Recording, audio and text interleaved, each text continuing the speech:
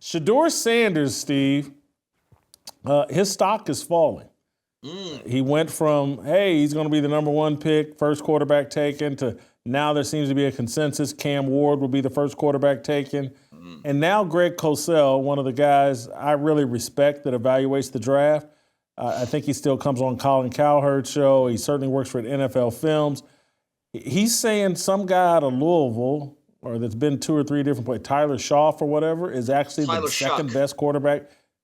Tyler Shuck is the second best quarterback. Let's watch Greg Cosell here. To me, the next best tape, okay, of a college quarterback that I saw was Tyler Shuck from Louisville.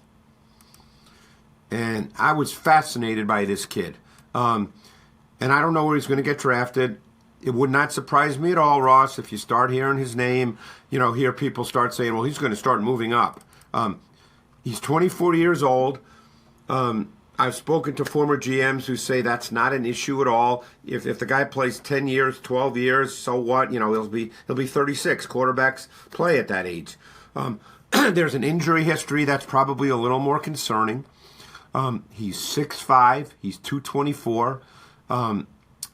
This kid, I loved his tape. He looks the part of an NFL quarterback. He's got clean mechanics. He stayed on the midline. These are the little details that I look for.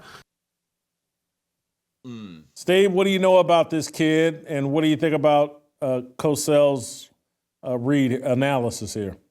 Well, Shuck is a well-traveled player, originally recruited at Oregon by Mario Cristobal, had a run in Texas Tech, and I actually saw a lot of his games this year at Louisville. They played Miami this year, and I was impressed. He's about 6'4".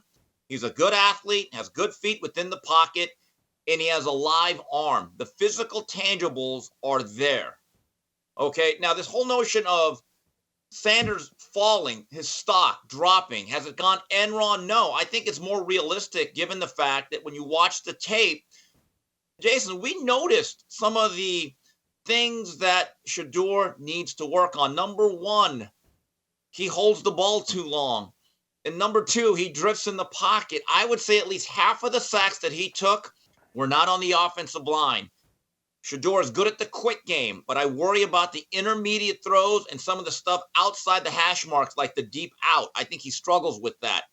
And I never got the sense that either Cam Ward or Sheduer, because I know opinion is split.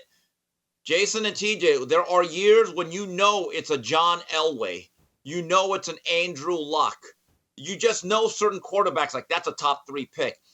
When you watch these guys, and especially Sheduer, you wonder how much of this is about the system and having really an advantage outside every single game in that conference you play, and can he make all the throws at the next level? I do have my doubts.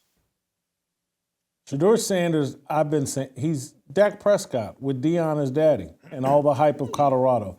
He's Dak Prescott. Dak was a 4th rounder. Yes. It makes some sense. Look, it's a bad quarterback class. That's why we're having these discussions. It is a bad quarterback class. I'm not as high on Cam Ward as a lot of people are. Steve's seen a lot more of him than I have. I'll take Steve's word for it. Beyond that, Quinn Ewers is your 4th quarterback probably. You're there with Jackson Dart. I mean, Quinn Ewers is a 3rd or 4th rounder.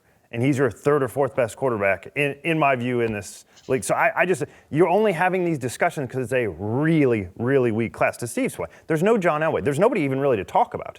It's like Cam Ward or Shedeur Sanders. That's all you got. So you got to talk about something. And every draft is built around quarterbacks because it's a quarterback-driven league.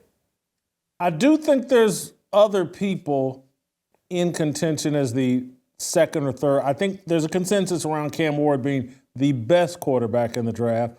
But there's a couple other names that might sneak ahead of Sheduer even. And Steve, maybe you can help me out here.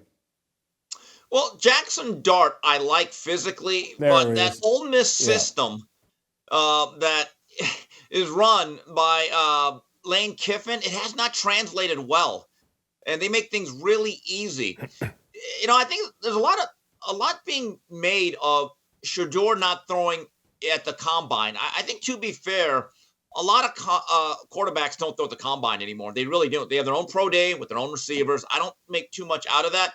But I think there's something that's unsaid here that nobody wants to get into because they don't want the social media heat, Jason. You know what that is? How much of a good teammate will Sheduer be? Is he going to fit in an NFL locker room? Is his act going to work? Because you know if you bring that up, Twitter's going to be buzzing, especially if any white guy says it. Hey, listen, the whole thing of the guy wanting to be some sort of rapper and to emulate his dad who was some sort of rapper, that's someone who's not he's carrying himself like he's John Elway. I got this whole quarterback thing licked. Let me focus on these other aspects. And it doesn't matter how physically talented you are. There'll never be anyone more physically talented than Cam Newton at the quarterback position or maybe any position in football.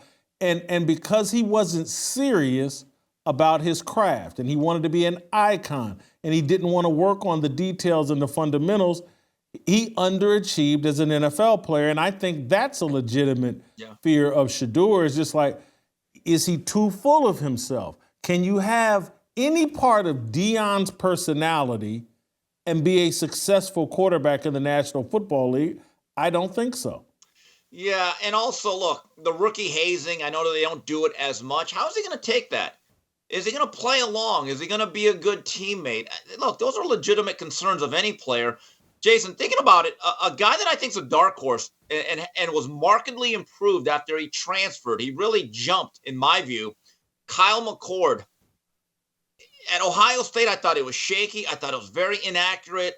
But again, at Syracuse, he threw with confidence.